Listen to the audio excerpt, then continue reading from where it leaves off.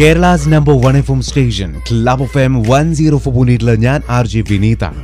നമ്മൾ സംസാരിച്ചുകൊണ്ടിരിക്കുന്ന അറിഞ്ഞുകൊണ്ടിരിക്കുന്നത് സ്വഭാവവും മനോഭാവവും എന്നുള്ള ആ ഒരു പുസ്തകം പ്രകാശനം ചെയ്തിരിക്കുകയാണ് കെ ജയരാജൻ മാഷ്. ആൻഡ് അദ്ദേഹത്തിൻ്റെ ഈ ഒരു പുസ്തകത്തിനെ ആസ്പദമാക്കിക്കൊണ്ട് ഒരുപാട് തുടർ സംവാദ സദസ്സുകൾ നടന്നുകൊണ്ടിരിക്കുകയാണ്. ആൻഡ് കേരളത്തിലുടനീളം ഒരുപാട് വിദ്യാലയങ്ങളിൽ കലാലയങ്ങളിലൊക്കെ ഇതിനെക്കുറിച്ചുള്ള ഒരു സംവാദങ്ങൾ നടന്നുകൊണ്ടിരിക്കുകയാണ് അല്ലേ മാഷേ? ഓക്കെ. ഇപ്പോൾ ഈ അടുത്തൊക്കെ ആയിട്ട് എത്രത്തോളം കോളേജുകൾ എവിടെയൊക്കെയായിരുന്നു അത്?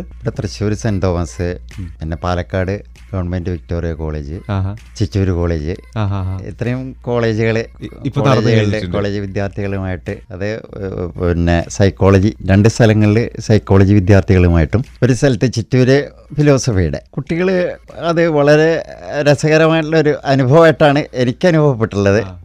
അധ്യാപകനായിരുന്നു.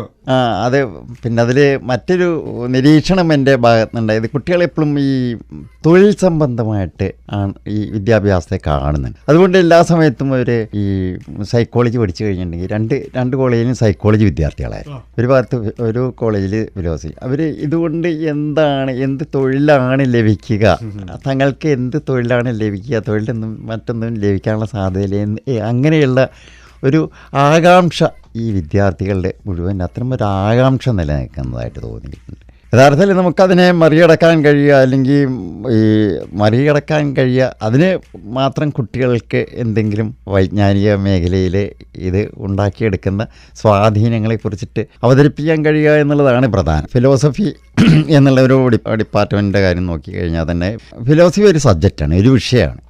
അതേസമയം മറ്റെല്ലാ മേഖലകളിലും സുവോളജിയിൽ ഡോക്ടറേറ്റ് എടുത്തു കഴിഞ്ഞാൽ ഡോക്ടർ ഓഫ് ഫിലോസഫി എന്നാണ് പറയുക.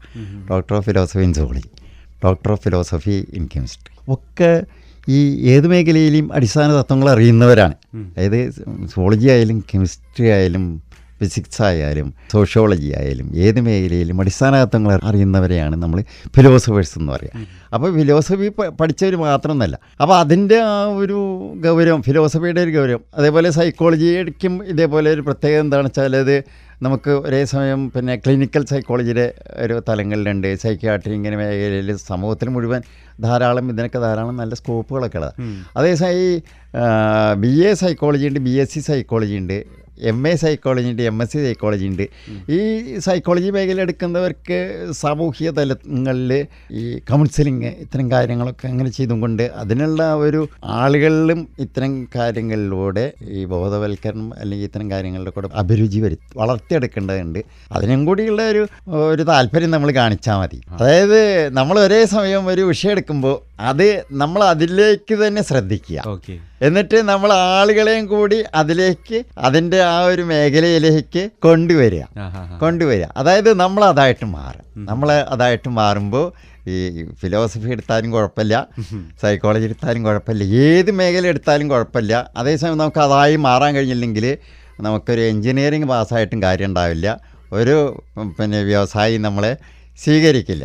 നമ്മൾ എന്ത് വിഷയമാണ് എടുക്കുന്നത്, വിഷയത്തിൻ്റെ ഇതായിട്ട് അതിനെ നമ്മുടെ ആത്മാവാക്കിയിട്ട് നമ്മുടെ ജീവിതമാക്കിയിട്ട് പരിവർത്തനം ചെയ്യാൻ കഴിഞ്ഞാൽ ധാരാളമായി.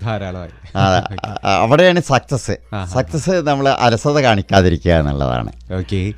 കേട്ടുകൊണ്ടിരിക്കുന്നത് ക്ലബ് FM 104.8 ആണ്. സ്വഭാവവും മനോഭാവവും എന്ന ഒരു വിഷയത്തെ ആസ്പദമാക്കിക്കൊണ്ട് ഒരുപാട് വിദ്യാലയങ്ങളിൽ ഈ ഒരു സംവാദം നടത്തിക്കൊണ്ടിരിക്കുന്ന കെ ജയരാജൻ മാഷാണ് അന്ന് നമ്മളോടൊപ്പം സംസാരിച്ചത്. കേട്ടോളൂ ക്ലബ് FM. ഞാൻ RJ വിനീത്. കണക്കിന് ഫൺ.